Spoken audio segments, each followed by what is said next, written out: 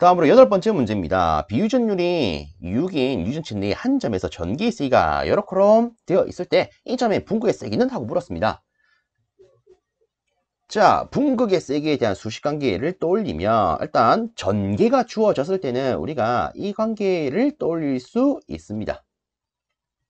그쵸? 그러면 여기다가 그대로 넣을 건데 일단 처음에는 제가 이렇게 한번 안내를 드려볼게요. 보기를 보니까 뭐고 이거 파이가 왜 있노? 이렇게 생각을 할 수가 있습니다. 자, 이 파이는요 우리가 이렇게 접근할 수 있습니다. 우리 보통 이제 책을 보면은 제2장이 정전계죠. 이 2장에서 쿨롱의 힘을 할 때 쿨롱 상수라는 것을 우리가 배우게 됩니다. K라고 쓰겠습니다. 얘가 어떻게 됩니까?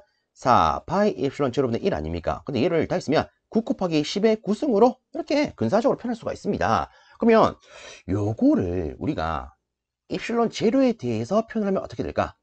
이 항을 좀 해보시면 이놈값 자체가 36 파이분의 10의 마이너스 9승이 되는 걸 확인하실 수가 있을 겁니다. 그래서 실상 얘를요 여기에다가 대입을 하면 이러한 형태의 값이 도출이 됩니다. 그럼 한번 해보도록 하겠습니다. 자, 다시 분계세기 P는 엡실론 제로 대신에다가 36파이분의 10의 마이너스 9승을 넣겠습니다. 그리고 자, 비유전율에다가 1을 빼야 되죠. 비유전율이 지금 6입니다. 그러면 1을 빼면 5 나오겠네요. 그리고 전개의 세기 값이 10의 4승이죠. 그래서 정리를 하니까 이렇게 되어서 답이 2번이 되더라. 근데 요 같은 경우에는 얘를 몰라도 우리가 충분히 풀 수 있습니다. 이 수식만 알아도 풀 수가 있어요. 자, 요거는 간단하게 이렇게 됩니다 정도만 보도록 하겠습니다. 예를 들어 이런 거죠. 실제 여기다가 우리가 이렇게 봅시다. 이 친구 값 8.855 곱하기 10에 마이너스 12승 넣습니다. 그 다음에 6 빼기 1 넣고요. 그 다음으로 이 값 10에 4승 넣어 보시는 거예요. 그러면 이 결과값 당연히 나오겠죠. 그렇죠. 그럼 여기서 우리가 여기 제시된 값을 계산기에 하나하나 넣으면서 이 값과 똑같은지 아닌지 이것만 체크하면 답 고를 수 있는 거 아니겠습니까? 그죠? 그래서 이런 형태로 접근했을 때 1번 넣으면 당연히 답이 다를 겁니다. 그럼 1번 답이 안 되겠더라. 근데 2번을 넣으면 오라 이 친구랑 답이 같네?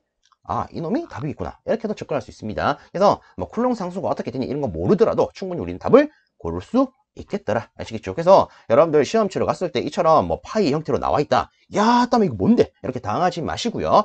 이런 형태로도 충분히 계산할 수 있더라. 아시겠죠? 자, 이 정도로 마무리하고 다음 문제 넘어가겠습니다. 다음으로 9번째 문제입니다. 다음 중 플레밍의 왼손 법칙을 이용하는 기기는? 하고 물었습니다. 일단 보기를 보니까 교류 발전기. 일단은 발전기는 플레밍의 기본적으로 이제 오른손 법칙을 다들 떠올리실 거예요. 그래서 얘는 답이 안 되겠구나. 직류 발전기 얘도 안 되겠구나. 근데 문제는 얘죠. 어라? 직류 전동기랑 동기 전동기. 우리가 일반적으로 알기로 발전기 하면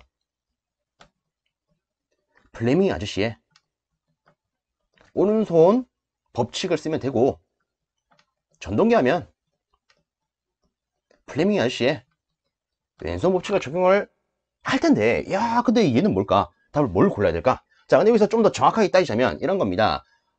일단은 뭐 이런 식으로만 안내를 조금 드려보도록 하겠습니다. 우리가 아는 플레밍의 왼손 법칙이라고 하는 것은 실상 요거죠. 자속 밀도가 작용하는 공간에 다르게 뭐 자기장이 있는 공간에 도체, 전류를 흘리면 이 도체가 뭘 한다? 운동을 하더라. 다르게 말하면 이 도체가 운동을 하기 위한 힘이 발생을 하더라. 이게 플레밍의 왼손 법칙 아닙니까? 그렇죠. 다르게 말해서 이런 움직이는 전자력이 발생을 해요. 그래서 이 F, 즉 여기는 이 전자력은 I 크로스 B L이요. 다르게 말하면 B, I, L 사인 세타요. 그렇죠. 우리가 뭐 이런 것도 뭐 챙겨볼 수 있을 거예요.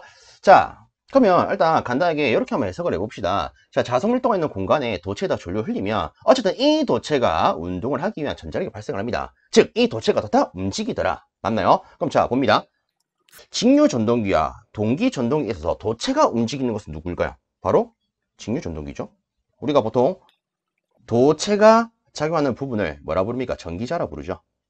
이 직류기는 회전 전기자형, 동기기는 회전 계자형입니다. 그쵸? 그래서 뭐 이런 식으로 접근하게 되면 답은 3번이더라. 이렇게 볼 수 있을 겁니다. 그래서 좀 더 정확하게 말하면 실질적으로 이 플레밍의 왼손 법칙을 막바로 이용하는 기기는 이 직류 전동기입니다.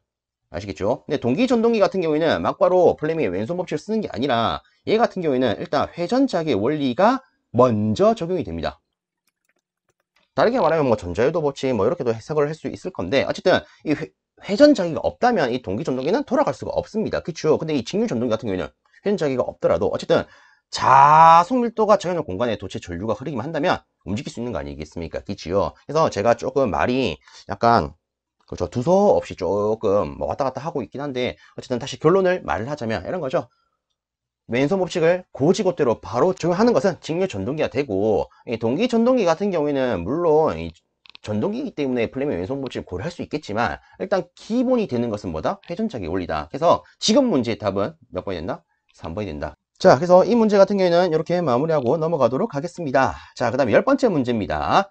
전개 E, 자개 E의 전자계가 평면파를 이루고 자유공간에서 빛의 속도로 전파가 될 때 단위 시간당 전력 밀도는 얼마입니까? 라고 물었습니다. 일단 요거부터 조금 체크를 하겠습니다. 단위 시간당 전력 밀도. 자, 다르게 말하면 얘는 뭡니까?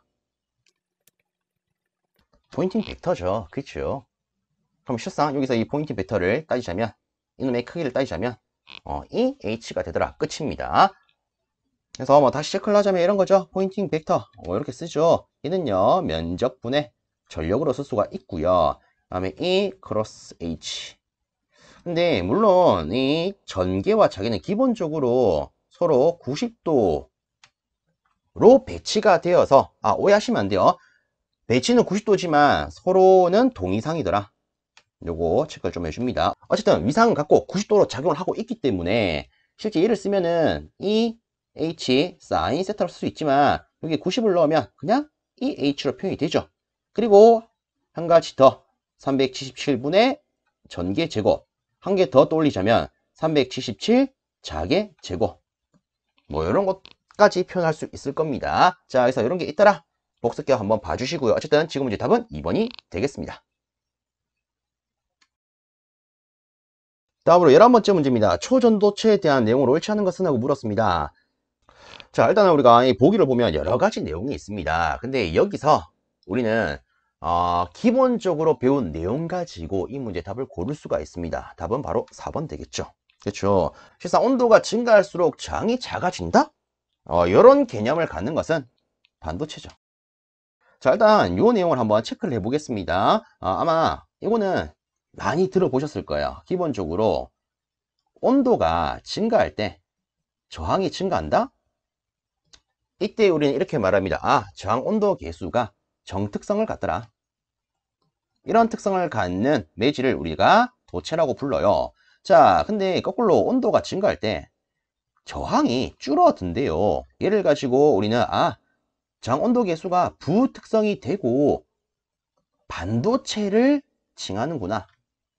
그렇죠. 이런 거 많이 들어보셨을 겁니다. 그래서 실상 이 온도가 증가할수록 저항이 작아진다 라고 하는 것은 초전도체에 대한 내용이 아니라 반도체에 대한 내용으로 볼 수가 있습니다. 자, 그럼 좀 더 정확하게 이 초전도체 같은 경우에는 어떤 특징이 있느냐? 얘 같은 경우에는 특정 온도에서 저항이 0이 되는 성질을 갖습니다. 그래서 실질적으로 우리가 온도를 낮추다가 어떤 특정 온도가 된다. 그러면 이놈이 저항이 0이 되더라. 즉 온도가 증가할수록 저항이 작아지는 게 아니라 온도를 낮출 때 특정 온도에 도달하면 0이 되더라. 이런 성질을 갖는 게 초전도체가 되겠습니다. 그래서 정확하게 답이 4번이 되는 거 체크해 볼 수 있었고요. 그리고 뭐 나머지 성질은 참고적으로만 언급을 좀 해보면 이 초전도체에는 자기장을 차폐하는 기능이 있습니다. 그리고 차폐를 할 뿐더러 자기장을 밀어내는 성질도 가지고 있습니다. 그렇기 때문에 어떤 자석 위에다가 이 초전도체를 갖다 놓게 되면은 이놈이 자석 위에 뜨는 현상이 발생을 합니다. 뭐 얘를 가지고 마이너스 효과라고 부르기도 하는데 뭐 이런 게 있더라. 참고적으로만 들어 놓으시면 될 것 같습니다. 그리고 뭐 세 번째 보시면 무한의 도전을 갖는다. 실상 이 저항이 0이 되기 때문에 저항이 0이라고 하는 것은 우리가 뭐 저항의 수식관계로 보자면 일단 여기에 도전율로 표현이 되어 있기 때문에 이렇게 쓰겠습니다. 도전율 면적분의 L. 자, 그럼 다시 이 도전율은 우리가 뭐 간단하게 우리가 수식관계로만 본다면 이렇게 표현할 수 있을 겁니다. 근데 저항이 0이기 때문에 얘는 무한이 되겠죠. 그래서 무한의 도전율을 가질 수가 있을 거고요. 그 다음에 뭐 내부 전개는 0이다 라고 되어 있는데 이 같은 경우에는 간단히 이렇게만 접근을 하겠습니다. 일단 전류 밀도를 가지고 우리가 해석을 좀 해보면 전류 밀도는 도전율 곱하기 전개 이렇게 표현할 수가 있습니다. 그쵸? 그러면 자 우리가 얘를 가지고 전개 기준으로 표현하면 도전율분의 전류 밀도가 될 건데 이놈 자체가 무한대가 되기 때문에 전개는 0이 되더라. 그래서 요거까지도 살펴볼 수 있습니다. 자 어쨌든 지금 문제의 답은 4번이더라 체크하고 다음 문제 살펴보도록 하겠습니다. 다음 12번째 문제입니다. 이런 수식관계에 대한 설명 옳지 않은 것은 하고 물었습니다. 자 일단은 여기서 실제 조건이 좀 하나 빠졌습니다. 원래는 어떤 조건이 추가적으로 있었냐면 이런 조건이 원래는 있었습니다. 참고해 주시고요. 자 일단은 뭐 간단히 살펴보면 이런 거죠. 우리가 뭐 전자기학 내용을 배울 때 이런 걸 배웁니다. 델 도트 I 뭐 다르게 쓰면 다이버런스 I가 0이다. 우리가 얘를 가지고 뭐라 부릅니까? 전류의 연속성이다 이렇게 부르죠. 그죠? 자 근데 문제는 지금은 0이 아니래요. 시간 변화에 있어서 즉 전압밀도의 변화가 생긴답니다. 마이너스로 생긴대요. 이게 무슨 말이겠습니까? 이만큼의 양이 그냥 간단히 말하면 이런 거죠. 이 다이버런스가 발산 아닙니까? 발산. 즉 어떤 도선에 전류 밀도가 작용을 하고 있을 때 이렇게 빠져나가는 거, 즉 퍼져나가는 게 뭐가 된다? 다이버런스 I요. 그쵸? 즉 여기에 이놈이 0이 아니라는 것은 이만큼이 밖으로 발산하더라, 즉 밖으로 새어나가더라, 이런 의미라고 우리는 볼 수 있습니다. 그쵸? 자 그러면 한번 보도록 하겠습니다. 폐곡면에서 수직으로 유출되는 전류 밀도는 미소 최적인 한 점에서 유출되는 단위 측당 전류가 된다 라고 되어 있는데 일단 말이 굉장히 어렵습니다. 근데 간단히 말하면 이런 겁니다. 우리가 이 전선을 기준으로 봤을 때 이 전선 한 바퀴, 즉 전체의 면을 본다면 이것 자체가 폐곡면이 되겠죠.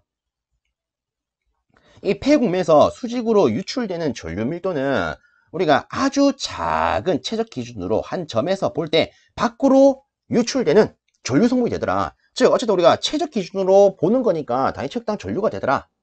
이런 말이 될 겁니다. 즉 쉽게 말하면 얘를 하나의 면 기준으로 보느냐 하나의 점 기준으로 보냐, 즉 최적 기준으로 보느냐, 이런 차이가 될 거예요.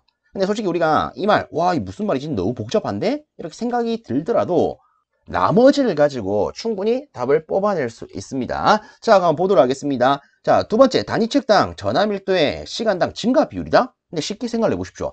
마이너스예요.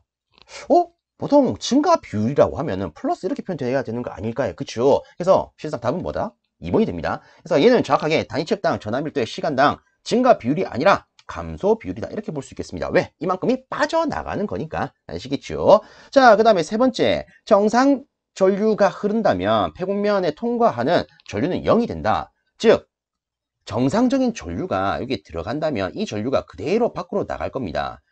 이 전선 주위를 감싸고 있는 폐곡면으로는 전류가 흘러나갈 일이 없겠죠. 그렇죠? 그렇기 때문에 이 폐곡면을 통해서 밖으로 나가는 값 자체는 0이 되더라. 이것 자체가 요 수식을 의미하는 게 되겠습니다. 자, 그 다음에 네 번째, -4는 전류가 폐곡면에서 유출되고 있음을 의미를 하더라. 그렇죠? 제가 계속 말을 했던 게 이만큼이 빠져나가요. 이런 거 아니었습니까? 그죠? 그래서 1번 이거 무슨 말인지 모르더라도 답은 충분히 고를 수 있겠더라. 그래서 이런 문제가 출제되었구나 참고적으로 봐주시기 바랍니다. 다음으로 13번째 문제입니다. 공기 중에서 두 전하 간에 작용하는 힘이 5N이었답니다. 두 전하 사이에 어떤 매질로 채웠을 때 두 전하 간의 힘이 2N이 되었다면 이 매질의 비유전율은 하고 물었습니다. 자, 일단 보시면 두 전하가 주어져 있습니다. 그럼 기본적인 개념 하에서 우리가 이 두 전하 간에 작용하는 힘을 떠올리면 쿨롱의 힘이 있겠죠. 이놈에 대한 수식을 쓰면 4 바이 엡실론 R 제곱분의 Q1, Q2 이렇게 쓸 수가 있을 겁니다. 자, 그럼 일단은 이렇게 보겠습니다. 처음에 공기 중이었대요. 그럼 다 했으면은 4 바이 엡실론 제로 R 제곱분의 Q1, Q2를 한 게 얘가 5N이랍니다. 근데 우리가 둘 사이에 어떤 매질로 채웠습니다. 그럼 이제는 수식을 이렇게 쓸 수가 있겠죠? 얘가 어떻게 된다고요? 2가 된다고요. 그쵸? 그럼 실상은 이제 끝난 게임이 되죠. 왜 끝났느냐? 자, 이거 아닙니까? 우리가 이 관계성을 본다면 힘은 단순히 비유전율에 반비례해요. 그쵸? 근데 요놈 자체가 어떻게 되었습니까? 5에서 2로 갔습니다. 다르게 말하면 5분의 2배로 바뀌었다. 그쵸? 그럼 여기서 입실론 S, 즉 비유전율은 반비례이기 때문에 입실론 S는 뒤집어진 2분의 5배가 되었겠네요. 즉 2.5배가 되었겠네요. 끝났죠. 제 답은 바로 3번이 되겠습니다. 다음으로 14번째 문제입니다. 균등 자작 내에서 반지름이 Am인 구자성체가 균일하게 좌화가 되어서 좌화의 세기가 H. 요거는 조금 오타인 것 같습니다. H가 아니고 J일 때 구자성체의 자기 모멘트는 하고 물었습니다. 실상 이 문제 같은 경우에는 자화의 세기에 있어서 정의에 관계된 수식을 가지고 접근할 수 있는 문제가 되겠습니다. 자, 일단 보겠습니다. 이 자화의 세기는요, 우리가 정의를 내리자면 이렇게 놓을 수가 있습니다. 단위 최적당의 자기 쌍극자 모멘트라고요. 그쵸? 물론 여기서 우리가 좀 더 나아가게 되면은 이 자기 쌍극자 모멘트는 자극의 크기에다가 자극간의 간격을 곱해서 이렇게 표현할 수 있겠죠. 그래서 뭐 이렇게도 실상 쓸 수 있습니다. 그럼 이때 나타난 단위가 웨버 퍼 미터 제곱 아니겠습니까? 물론 이제 이렇게도 표현할 수 있겠지만 어쨌든 지금 물어보는 것은 구자성체의 자기 모멘트, 적하의 자기 쌍극자 모멘트입니다. 뭘 구하라? 여기에 있는 이 m을 구하라. 그쵸? 그리고 자화의 세기 J로도 제시가 되어 있기 때문에 단순히 이 관계만 쓰면은 이 문제는 끝이 납니다. 자, 그래서 저는 이렇게 쓰겠습니다. 자기 모멘트는요, 얘를 이항을 하니까 최적 곱하기 자화의 세기요. 그럼 이제 중요한 거는 이 최저값 얘가 어떻게 됩니까? 이것만 따지면 되는 거 아니겠습니까? 근데 지금 제시된 도체는 구자성체입니다. 그러면 여기서 필요한 것은 구의 최적이 되겠구나. 자, 구의 최적. 자, 저는 이렇게 놓겠습니다. 예를 들어서 여기에 반지름이 A인 구가 있대요. 예, 구입니다. 원이 아니고 구입니다. 그럼 이놈에 있어서 최적은 어떻게 표현할까요?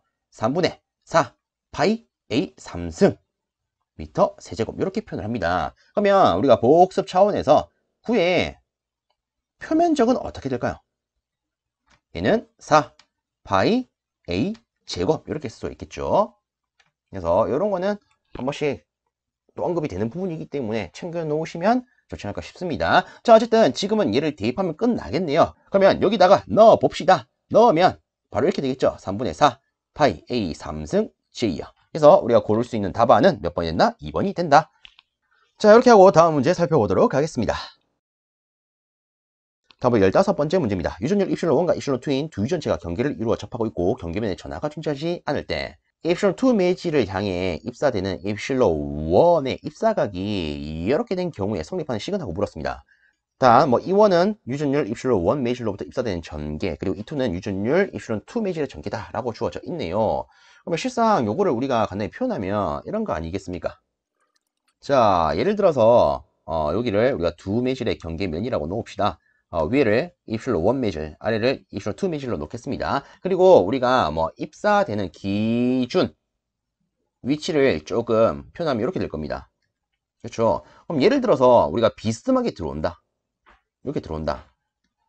그럼 이때 이 각 자체를 우리는 입사각이라 불러요. 그렇죠? 근데 지금은 입사각이 어떻다? 0도랍니다. 그럼 이 말 자체는 지금 이 전개가 이렇게 들어오고 있다.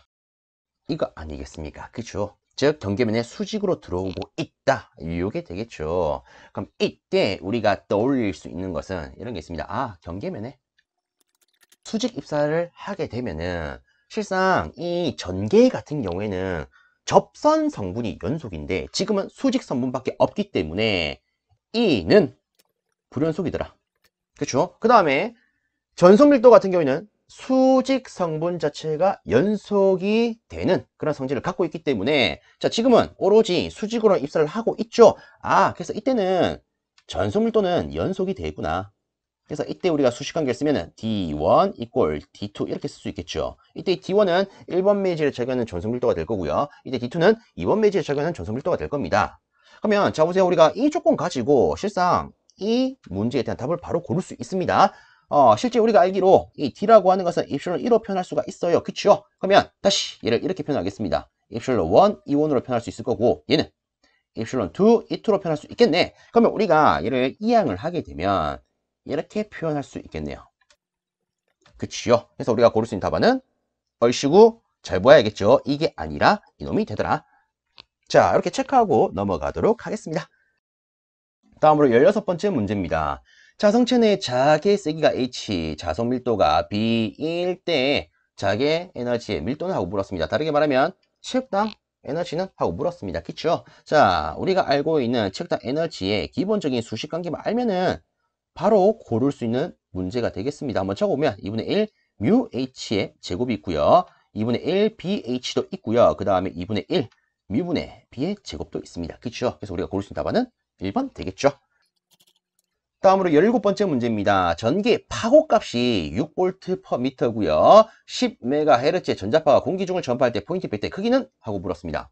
일단은 뭐 우리가 앞에서 언급을 했었지만 포인팅 벡터에 대한 수식을 조금 적어보면요. 얘는 S분의 전력 그리고 다 있으면은 뭐 E 크로스 H도 있지만 실상은 뭐 EH로 쓸 수가 있고요. 그리고 다시 377분의 2의 제곱 그리고 뭐 377h 제곱 이렇게 쓸 수가 있을 겁니다.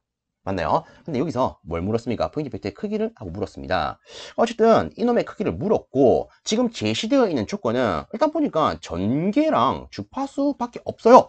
그럼 실상 전개만으로 표현되는 거 쓰면 끝나는 거 아니겠습니까? 그렇죠? 그러면 자 요거 그대로 계산을 하면 될 건데 여기서 또 중요한 게 하나 있습니다. 지금 보시면 전기에 무슨 값이 주어져 있다? 파고값. 다르게 말하면 최대값 아니겠습니까? 그렇죠? 우리가 일반적으로 쓸 때는 무슨 값 씁니까? 다 실효값 쓰지요. 그렇죠? 그래서 여기다가 넣을 때는 이걸 그대로 넣으시는 게 아니라 이렇게 해서 넣으셔야겠죠. 자, 그래서 얘를 계산을 때리시면은 4.77 곱하기 10에 마이너스 2승이 나오는 것을 확인할 수 있으실 겁니다. 그래서 답은 3번 되더라. 그래서 요거 파워값이 주어졌는지 시효값이 주어졌는지 요런 거 좀 체크하면 도움이 되지 않을까 싶습니다. 다음으로 18번째 문제입니다. 반지름이 Am이고 단위 길이에 대한 권수가 N인 무한장 솔레노이드의 단위 길이당 자기 인덕터스는 몇 헬리퍼미터인가? 라고 물었습니다. 자, 일단은 우리가 기본적으로 떠올릴 수 있는 무한장 솔레노이드에 있어서 인덕터스 관계식은요, 요 놈이 있습니다. L분의 뮤 Sn 제곱요.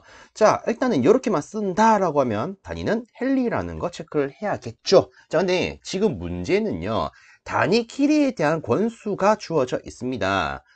우리가 알고 있는 이 수식에서 이 n이라고 하는 것은 실상 이 전체 권수를 의미를 합니다. 그러면 얘는 이렇게 된다라는 거 우리가 알면 좀 좋겠죠. 이 전체 권수, 물론 우리가 굳이 뭐 단위를 쓴다면 턴 이렇게 쓸 수가 있을 거예요. 연원 같은 경우에는 단위 길이당 권수, 실상 구분하기 위해서 이 턴에 대한 개념을 가지고 단위 형태로서 쓰면은 이렇게 될 겁니다. 턴 퍼 미터요. 얘가 1m당 권수, 단위 길이당 권수 이렇게 표현되는 거 아니겠습니까? 그럼 요따다가 우리가 기준 길이, 즉 우리가 측정하고자 하는 전체 길이에 대한 요소를 곱하게 되면은 이거 자체가 전체 권수가 될 겁니다. 즉 이 문제 같은 경우에는 얘를 그대로 쓰는 게 아니라 이 라지 n 자리, 즉 전체 권수 자리에다가 단위 길이에 대한 권수를 이렇게 넣어서 풀어내라. 이렇게 뭐 바라볼 수 있는 문제가 될 거예요. 자, 그럼 여기다가 우리가 한번 전기를 시켜보면 이렇게 될 겁니다. 일단은 이놈의 단위가 뭐였다? 헬리였다. 요거는 조금 체크하면서 넘어가겠습니다. 그럼 다시 전기를 하면 L분의 뮤 S 스몰 n 제곱 L 제곱 되고 이거 약분 될 겁니다. 근데 어쨌든 간에 지금은 우리가 뭐 이거 약분한 거 외에는 별다른 짓을 하지 않았기 때문에 지금의 단위도 헬리가 될 겁니다. 다 있으면은 뮤 S n 제곱 L 헬리가 될 거고요. 근데 지금 물어보는 것은 뭐다? 단위 길이당 인덕턴스 터라. 그럼 여기서 이렇게 보면 되겠죠? 이놈 자체가 길이 아니겠습니까? 그렇죠? 그럼 여기다가 길이를 나눠주게 되면은 뮤 S n 제곱 헬리 퍼 미터 이렇게 표현될 수 있겠죠. 근데 문제는 이 꼬라지가 지금 여기 없어요. 대신에 반지름 A에 대한 형태가 들어가 있네요. 그럼 이렇게 봐야겠죠. 일단 다시 보면 반지름이 A 미터이고 라는 말이 있습니다. 그럼 다르게 말해서 이거 아니겠습니까? 요런 철심에다가 코일을 막 이런 식으로 감아가지고 솔레노이드를 형성을 했더라. 이때 이 친구의 반지름이 뭐다? A요. 그쵸. 그럼 여기서 이 S가 뭡니까? 자로의 길이에 있어서 단면적 아니겠습니까? 그쵸? 그러면 이 단면적을 우리가 이 반지름 가지고 표현할 때는 이렇게 표현할 수 있겠죠. 파이 반지름 제곱요. 그럼 얘를 여기다가 쑥 넣게 되면은 뮤 파이 A 제곱 N 제곱 헬리 퍼 미터 이렇게 표현이 될 겁니다. 그래서 우리가 고를 수 있는 답안은 1번 되더라. 자, 이렇게 체크하고 넘어가도록 하겠습니다. 다음으로 19번째 문제입니다. 반지름 Am이고 Q자 이율 요거를 투자율로 좀 정정하겠습니다. 자, 다시 투자율이 뮤 헬리퍼미터의 원주 도체 내부에 균일하게 전류 I 암페가 흐를 때 도체의 단위 길이에 저장되는 내부 에너지는 하고 물었습니다. 자, 그럼 여기서 일단은 우리가 내부에 축적되는 에너지 관계식을 우리가 조금 떠올릴 필요가 있겠죠. 자, 우리가 기본적으로 떠올릴 수 있는 수식을 적으면 2분의 1 에라이 자승아 이렇게 쓸 수가 있겠죠. 근데 중요한 건 단위가 이렇게 쓰면은 단순히 줄이 되더라. 이거 체크하셔야 됩니다. 그쵸? 자, 근데 여기서 한 가지 더, 만약에 우리가 이렇게 수식을 썼다. 그럼 실상 이때 인덕턴스의 단위가 뭐가 되죠? 얘는 헨리가 됩니다. 즉, 이 자리에 헨리가 들어가면은 전체적으로 에너지 단위가 줄로 나와요. 근데 여기다가 우리가 헨리 퍼 미터라고 하는 인덕턴스 단위를 넣게 되면 당연스럽게 이 값도 줄 퍼 미터 이렇게 나올 겁니다. 그쵸? 특히나 우리가 일반적으로 말하는 이런 원주도체, 다르게 말하면 선도체 아닙니까? 이런 선도체 같은 경우에는 기본적으로 뭐 단위 길이당 어떤 값이다 이렇게 표현을 하죠. 그래서 우리가 이 선도체에 대한 어떤 값을 솔직히 그냥 막바로 넣으면 답이 나오지 않을까 싶어요. 한번 보도록 하겠습니다. 우선적으로 다시 한번 체크를 하면 도체 단위 길이에 저장되는 내부 에너지를 물었습니다. 즉 어떤 선 도체가 뭐 예를 들어 이렇게 깔려 있으면 이 내부 에너지를 물었어요. 그럼 당연스럽게 우리는 이 내부에 대한 인덕턴스를 판별해야 됩니다. 자, 선도체 내부 인덕턴스 어떻게 표현합니까? 얘는 우리가 조금 챙겨 놔야겠죠. 8 파이분의 뮤가 되더라. 자, 중요한 건 이렇게 쓰면 단위가 뭐가 됩니까? 헬리퍼 미터요. 근데 한 번 더 예를 들어 여기다가 기준 길이를 곱했다. 그럼 이때 단위는 헨리가 되죠. 그쵸? 자, 우리가 앞서 체크를 했습니다. 에너지 단위가 이렇게 나오려면 이 인덕턴스는 이렇게 표현이 되어야 한다. 그쵸? 그러면 이거 그대로 넣으면 되겠죠. 자, 넣겠습니다.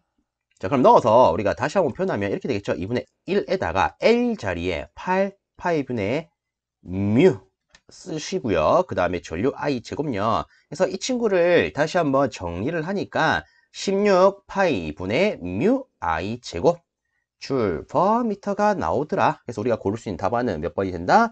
3번이 된다. 자, 이렇게 마무리하고 다음 문제 보도록 하겠습니다.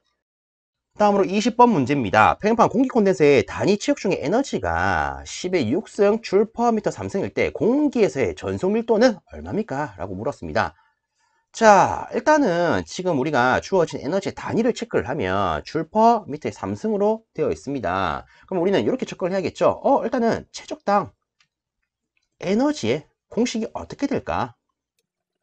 자, 복수 차원에서 한번 다 적어 보겠습니다. 하나는 2분의 1 엡실론 E의 제곱이 있고요. 하나는 2분의 1 DE가 있고요. 하나는 2분의 1 엡실론 분의 T의 제곱이 있습니다. 그치요? 자, 지금 지문을 보시면 전속 밀도를 물었습니다. 그 외에 조건은 없어요. 물론 공기라는 조건도 있네요. 그럼 실상은 어쨌든 간에 큰 맥락적으로 봤을 때 에너지 제시가 되어 있겠다. 전속 밀도를 물었겠다. 그러면 이 관계를 써서 풀면 되겠더라. 이렇게 생각해 볼 수 있겠죠. 그러면 이걸 토대로 우리가 전속 밀도 제곱에 대해서 이항을 하면은 이 입실론 에너지 이렇게 될 겁니다. 그럼 다시 전속 밀도는 루트 이 입실론 에너지 이렇게 되겠죠. 그럼 여기다가 그대로 주어진 거 넣어 보도록 하겠습니다. 얘에다가 일단은 공기 콘덴서라고 제시가 되어 있기 때문에 이 유전율은 공기 중에 유전율 이렇게 표현이 될 겁니다. 그래서 우리는 8.855 곱하기 10에 마이너스 12승 이렇게 넣을 수 있을 거고요. 그 다음에 여기다가 에너지가 10의 2육승 넣어 보도록 합시다. 자, 그래서 요거를 그대로 계산기에 넣으시면 4.21 곱하기 10의 마이너스 3승 쿨롱 퍼 미터의 제곱이 나오는 것을 확인할 수 있을 겁니다. 그래서 우리가 고를 수 있는 답안은 몇 번이다? 1번이 된다. 자, 이렇게 제가 시험을 칠 때 출제가 되었던 수문항을 같이 한번 풀어봤습니다. 자, 어쨌든 지금 풀어본 이 문제들이 앞으로 여러분들 합격에 있어서 좀 큰 발판이 될 수 있길 바랍니다. 자, 영상은 여기서 마무리하겠습니다. 수고 많으셨습니다.